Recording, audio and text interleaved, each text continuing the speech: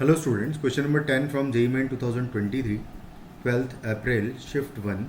The question is, among the two statements, S1 which is this statement is a contradiction जो कि always false statement है ऐसा कहा गया है।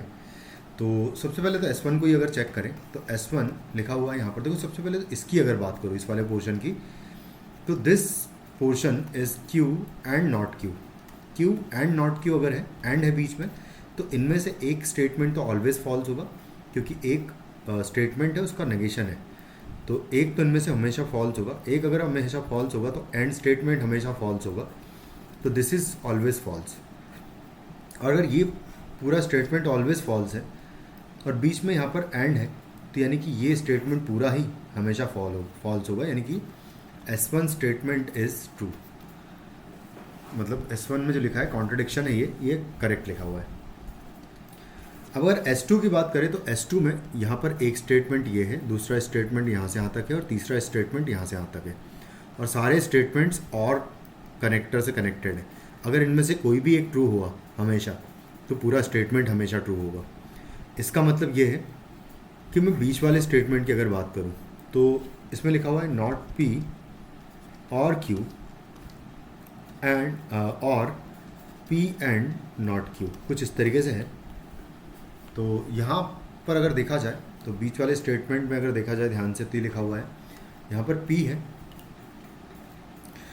नॉट P और P में से कोई ना कोई एक ट्रू जरूर होगा, बीच में और है।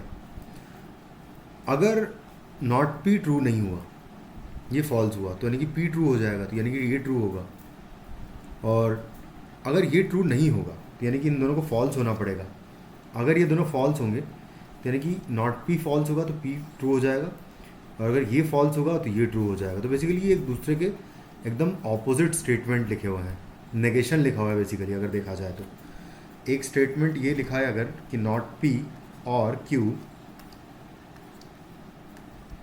और यहाँ पर लिखा हुआ है नॉट P और Q के पूरे का नेगेशन लिखा हुआ है ये, तो ये कोई स्टेटमेंट है और ये पूरा उसका नेगेशन है।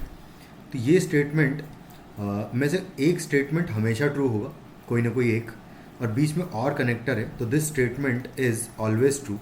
और अगर ये ऑलवेज ट्रू होगा तो इन तीनों का जो और से कनेक्टेड स्टेटमेंट्स है साथ में, इन सबको मिला के ये ऑलवेज ट्रू हो जाएगा, यानी कि दोनों ही स्टेटमेंट्स एक्चुअली करेक्ट है। Fourth option is the correct answer. Thank you.